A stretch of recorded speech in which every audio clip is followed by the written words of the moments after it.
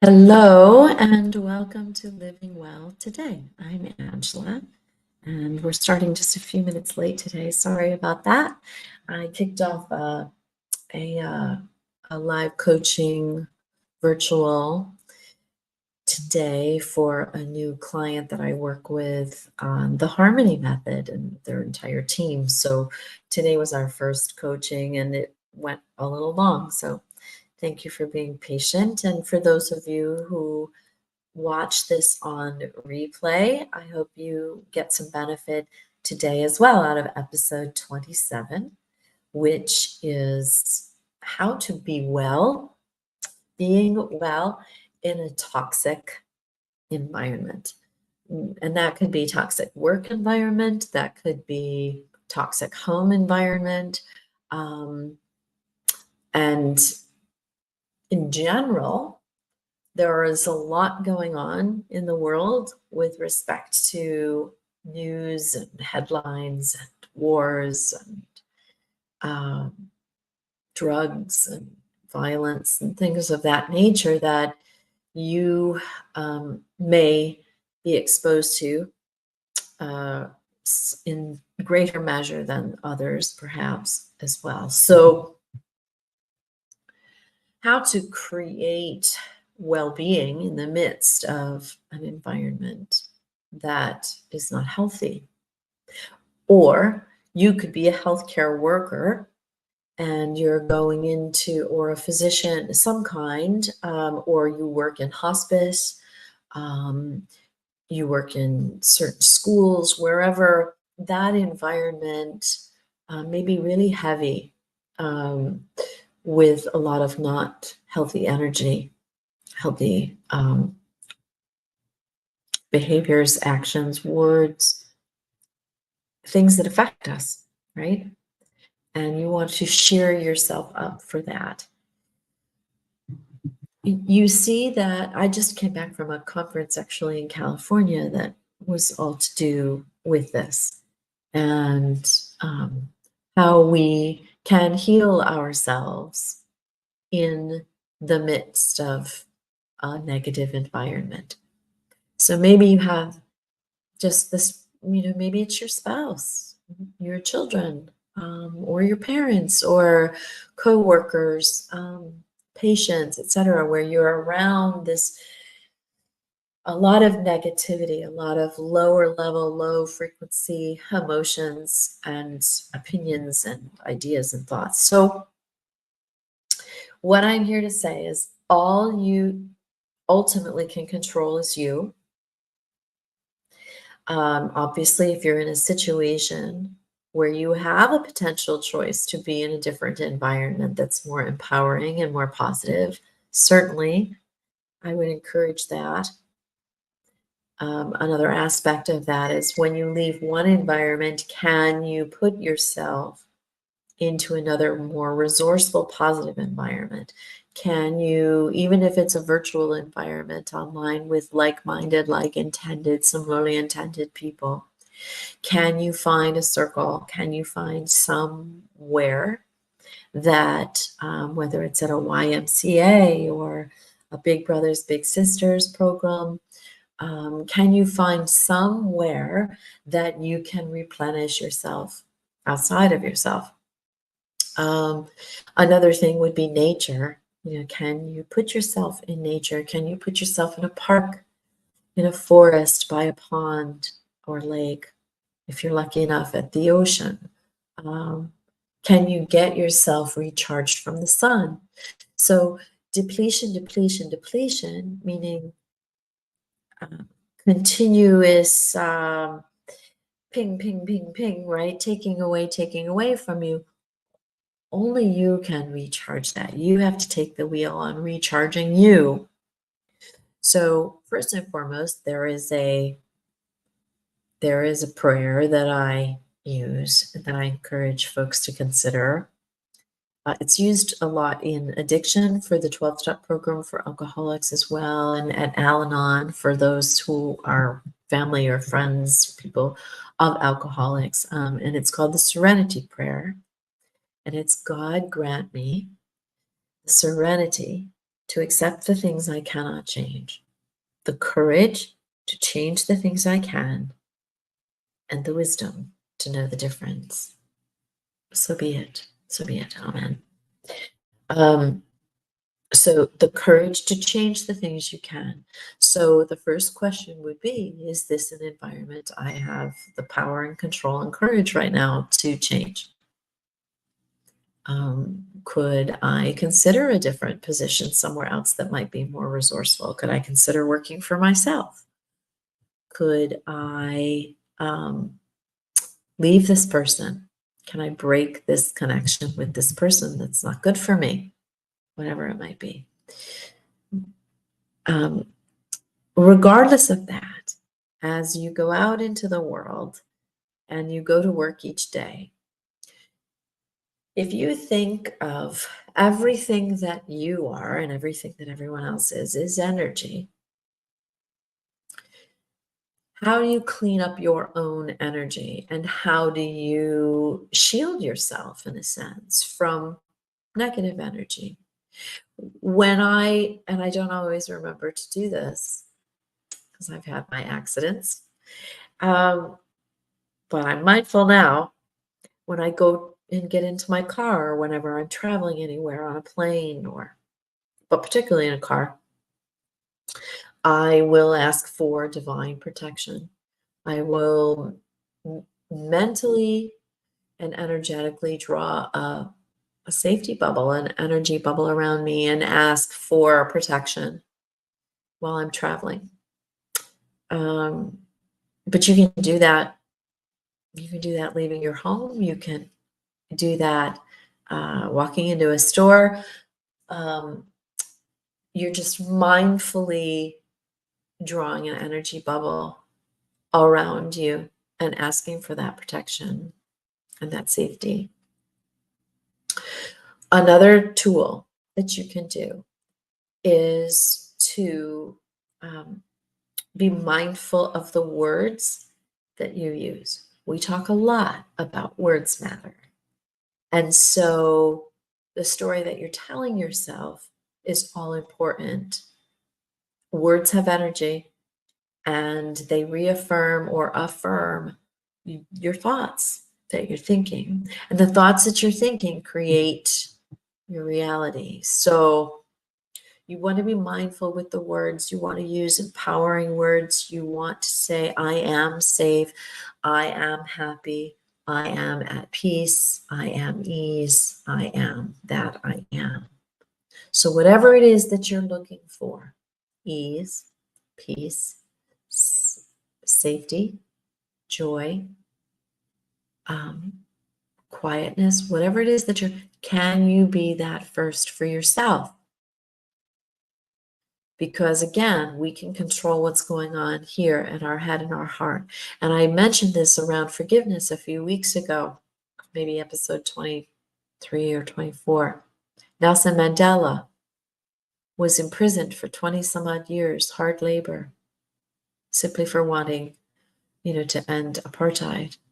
And yet he came out and created some of the greatest work of his life and the greatest impact of his life. And it changed him in a positive way, in a more collaborative way. And he forgave. He said, I had to forgive. If I couldn't have forgiven, I would have been a prisoner forever, even after I left prison. So Nelson Mandela had to condition his own mind and his own energy. He's living in this little wee space. He had to control, he had to be the master of his own destiny. It's like Invictus, which is, if you ever have the opportunity to read Invictus, I would encourage you to do so, because you are the captain of your ship. You are the master of your soul and of your own destiny. You get to choose. Now, I grew up in a very abusive environment, not me, but my mother was very abused by my father. And I had to learn resilience through that. I had to learn how to shield myself. In fact, I was often used as a shield, or at least I felt I was. because if I was between my mom and dad, my dad would hurt me. He wouldn't hit me. So if he wouldn't hit me, then he wouldn't hit my mom. Um, so I was often used as a shield. Now I've had to work through a lot of that and release around a lot of that, so it doesn't trigger anything in me anymore. It doesn't trigger the fear, or the guilt, or the concerns around my own safety, etc. So you can control what is happening in your heart. You can control what is happening in your head. You can control what is happening with your own energy, what you're letting in and what you're putting out.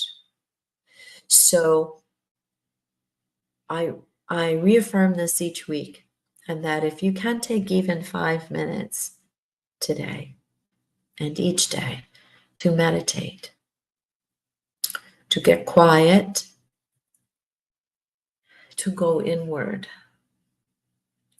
If you can do that, you are shearing up your own energy. You are shearing up, you are strengthening your own power and your connection to power.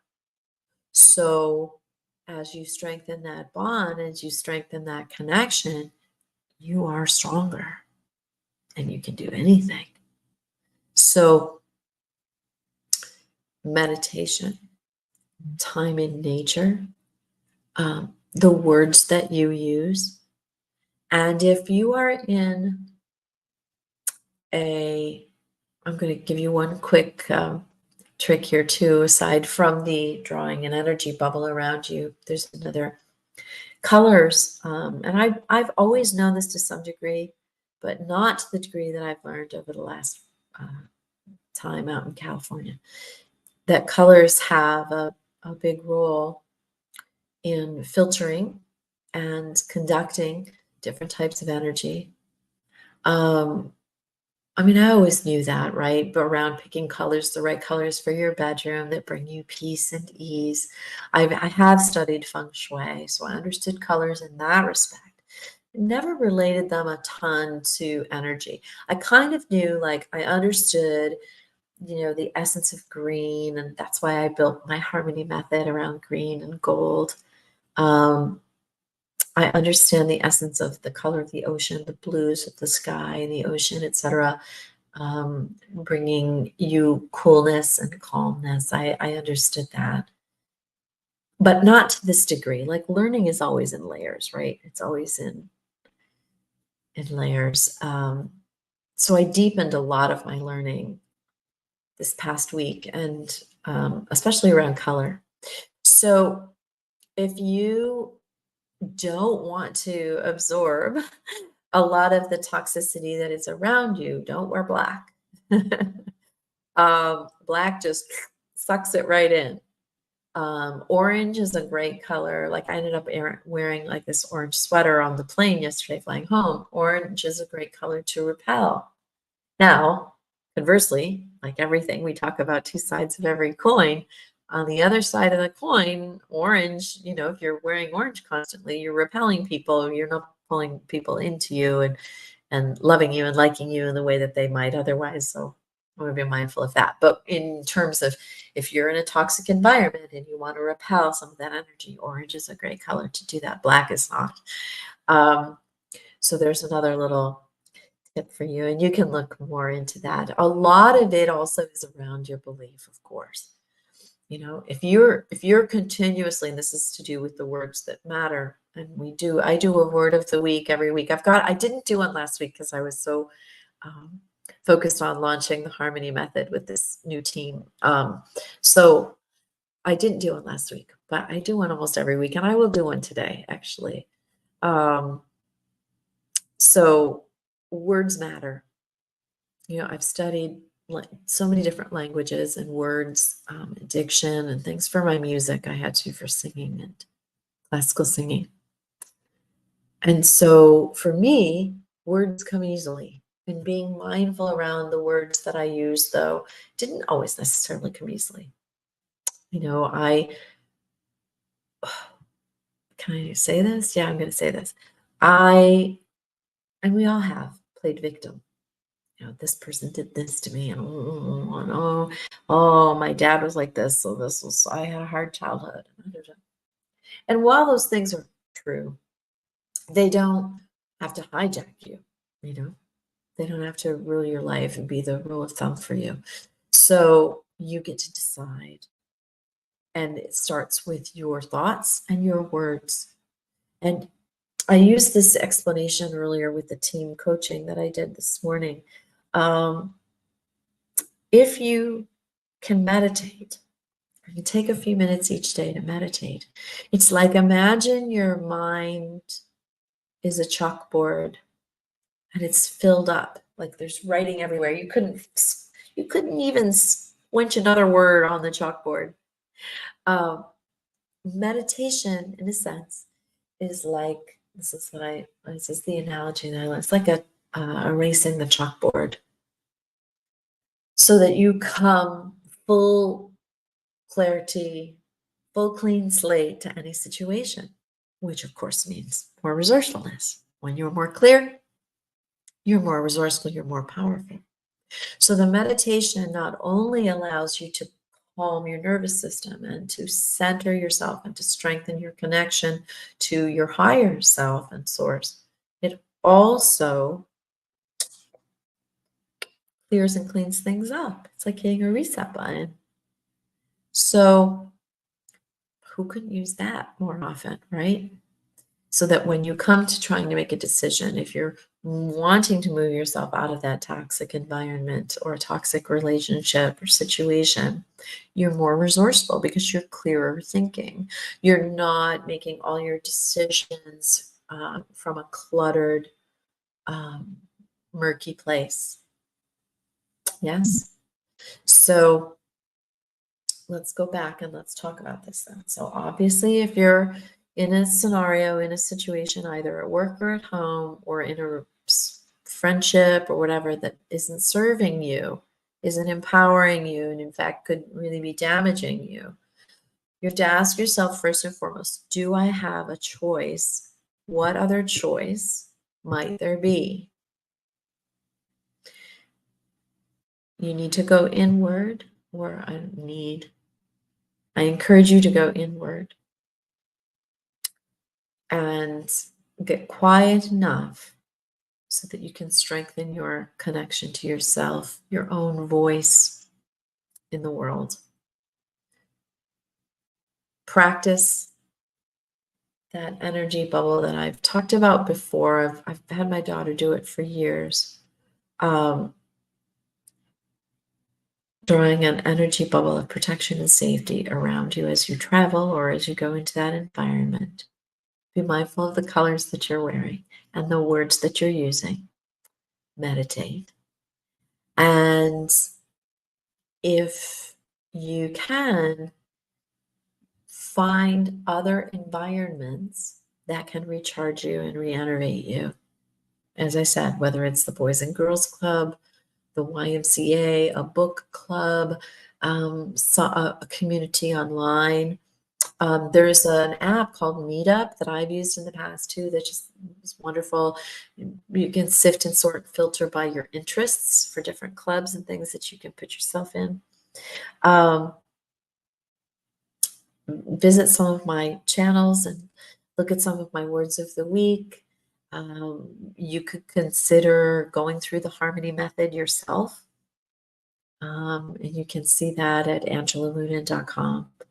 But there are lots of free videos that I have on YouTube and Facebook and LinkedIn, etc., that you can see in any of those places that might help you on your journey to strengthening yourself, your own sense of self, your own sense of self-value and enoughness, so that you build that courage muscle to make a change. But you can shift your environment yourself as you strengthen your energy and your sense of certainty around your own voice, the thoughts you're thinking, the actions you're taking to reinforce those thoughts. As those things happen, and it happens in layers, that's life, you might begin to see that those around you start to shift. So you can, a rising tide lifts all boats. You can impact, you can affect the environment you walk into. And this was it last week's episode that we talked about being the light in the room? Could have been, I think it was. But how do you light yourself up? How do you enter a room and naturally draw people want to have a conversation with you? They want to spend time with you. They want to be around you because they can feel that positive, loving energy. They can feel your light.